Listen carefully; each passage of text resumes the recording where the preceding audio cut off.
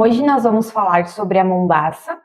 Ela é também conhecida como um capim colonião. O principal uso dessa espécie é para pastagem, para corte verde ou então para feno. Como diferencial dessa cultivar, a gente tem a questão da rebrota rápida e também a cobertura de solo, bem como a alta palatabilidade da mesma para os animais. Essa cultivar ela tolera solos argilosos e não tolera solos encharcados.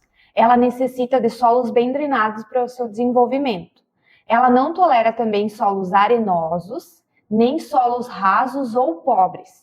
Em caso de solos pobres, orienta-se realizar um manejo adequado de correção do solo para que, dessa forma, a cultivar consiga expressar o seu máximo potencial de produção. Ela pode ser cultivada nas regiões do sul, sudeste e centro-oeste, desde que tenha condições climáticas tropicais. A época de recomendação, então, dessa cultivar é de outubro a fevereiro, levando em consideração as épocas de chuva ou épocas mais frias do ano. Quando semeada muito antes do ideal, ela sofre com o processo de germinação porque o solo ainda está muito frio.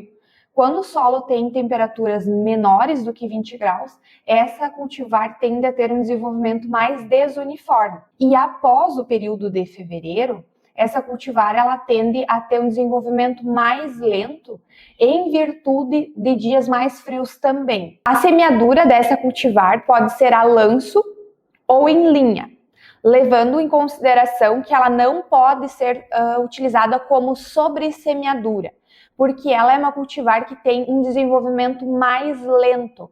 Então, ela pode acabar competindo com outras espécies e ela acaba senescendo, acaba morrendo. Então, não é recomendado realizar a sobressemeadura. A profundidade recomendada é de 0,5 a 1 centímetro de profundidade. Por ser uma semente muito pequena, ela não precisa de muita profundidade no solo. Outro ponto importante é que essa semente ela precisa ter cobertura. Porém, essa cobertura deve ser muito leve e fina, de modo que ela não fique exposta completamente no solo e não fique completamente aterrada nesse solo.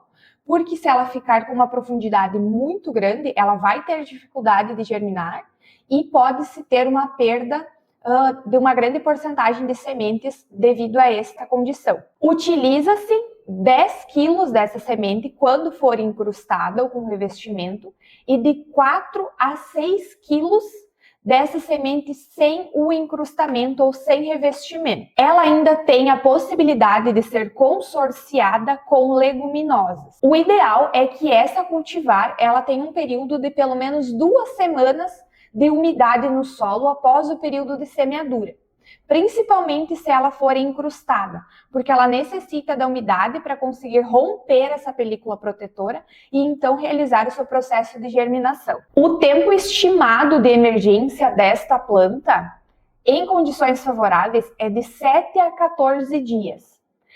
E de estabelecimento de 80 a 90 dias, de acordo com as variáveis climáticas e também o manejo realizado dentro desta área. A entrada dos animais se recomenda com 80 centímetros de altura e a retirada dos animais com 25 centímetros de altura. Recomenda-se deixar pelo menos 25 centímetros pelo fato de que a planta ela precisa ter um residual significativo para que ela consiga rebrotar com maior rapidez na área do pastejo. Possui uma rebrota rápida desde que bem manejada, principalmente levando em consideração a altura residual em que os animais são retirados da área de pastejo. O melhor sistema ou o sistema mais recomendado para essa cultivar é o rotacionado, onde possibilita que essa planta tenha um período de reestabelecimento dentro da área de pastejo, para que assim ela consiga emitir seu maior potencial produtivo. E a questão de pragas e doenças, ela não é uma planta que apresenta muitos problemas relacionados a isso. Então, ela possui uma resistência média a alta a pragas e doenças. Em alguns casos, podem surgir infestações de cigarrinhas, mas são muito pontuais. Como riscos a serem evitados dessa cultivar, a mombaça, pontuaria principalmente a questão de semeadura, o período de semeadura, onde se deve obedecer então a janela de outubro a fevereiro.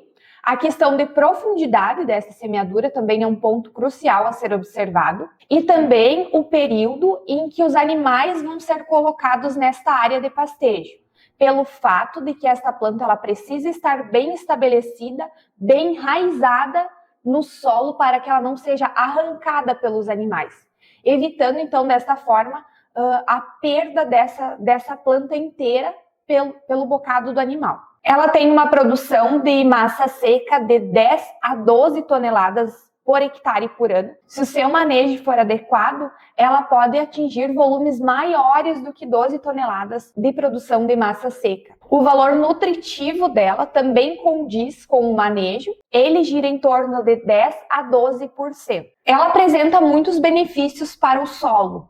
Por ser uma planta com um crescimento mais fechado, ela proporciona maior cobertura ao solo e, consequentemente, auxilia evitando a erosão ou a lixiviação no solo. Pelo seu dossel, então, ser mais concentrado, ela reduz a emissão de plantas daninhas dentro da área também. Ela é uma planta com estatura mais baixa, então ela pode ser indicada tanto para bovinos, equinos, ovinos e caprinos. Ela tem uma folha mais estreita e colmos mais finos, então isso proporciona uma facilidade maior no bocado desses animais, principalmente equinos e ovinos que são mais seletivos. Além disso, ela contribui para a ciclagem de nutrientes no solo, por ter um sistema radicular bastante profundo, auxiliando também na descompactação do solo.